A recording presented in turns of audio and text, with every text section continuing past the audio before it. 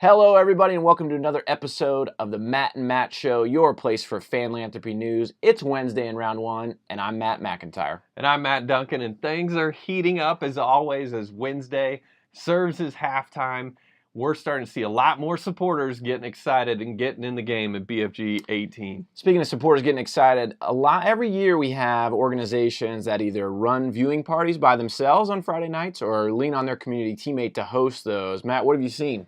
Incredible parties. Some of these community teammates have opened their doors. They have war rooms set up. Obviously the tournament is up and being streamed.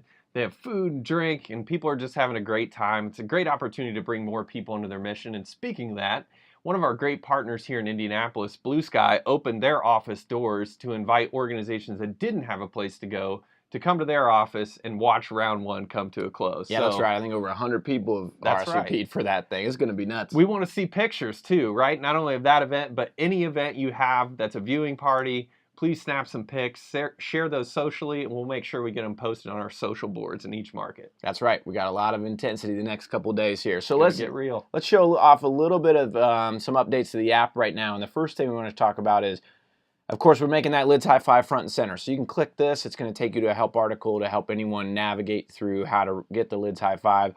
This is while supplies last. So once this is out, it's done. And speaking of that, I want to talk about free throws for just a second, where free throws do not expire at the end of the round. They do expire at the end of the tournament.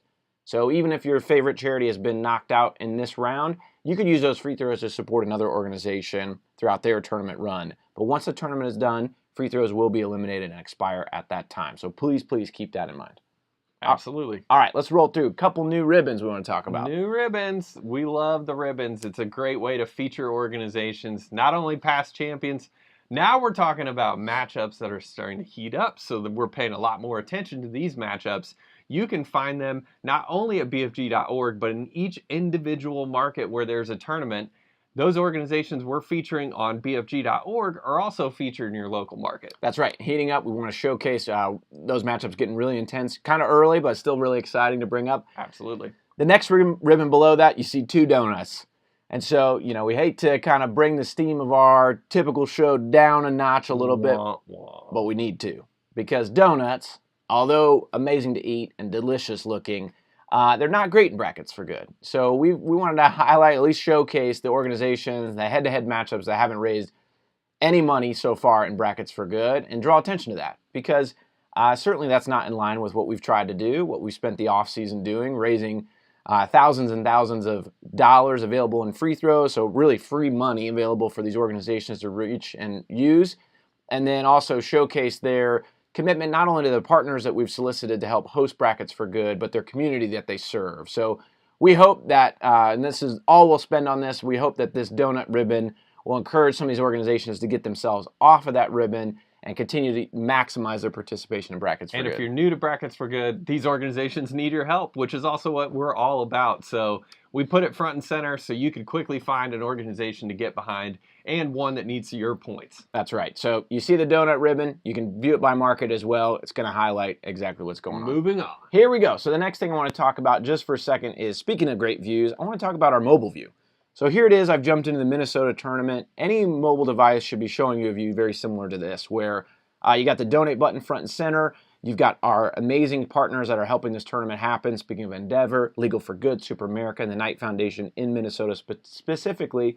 But you can also scroll right down. You can do that matchup search. You can see these ribbons we've discussed. You can also see the current matchups and how they're shaping up across the tournament as well. So everything that's available on desktop is also available on mobile, which comes in really handy at those viewing parties. Absolutely. A lot of people are jumping on their devices looking for different ways to connect and support your cause in the tournament. This is a very easy way to do it. Very mobile-friendly site. That's right. So here we are. We're wrapping up kind of Wednesday in the first round. This really halfway point. The biggest thing we want to bring up too is bench points.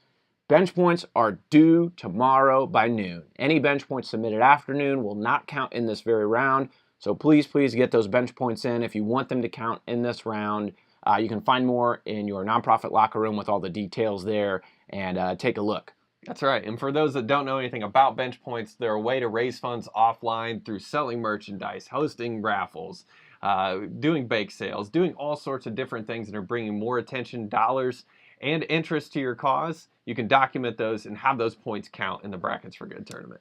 That's it. Let's turn it up a notch. There's $10,000 on the line in addition to all the additional funds and awareness you gain from your participation in Brackets for Good. We want to continue to showcase great organizations doing great things in our tournaments. Reach out to us. We'll get you on the show. Matt and Matt at bfg.org.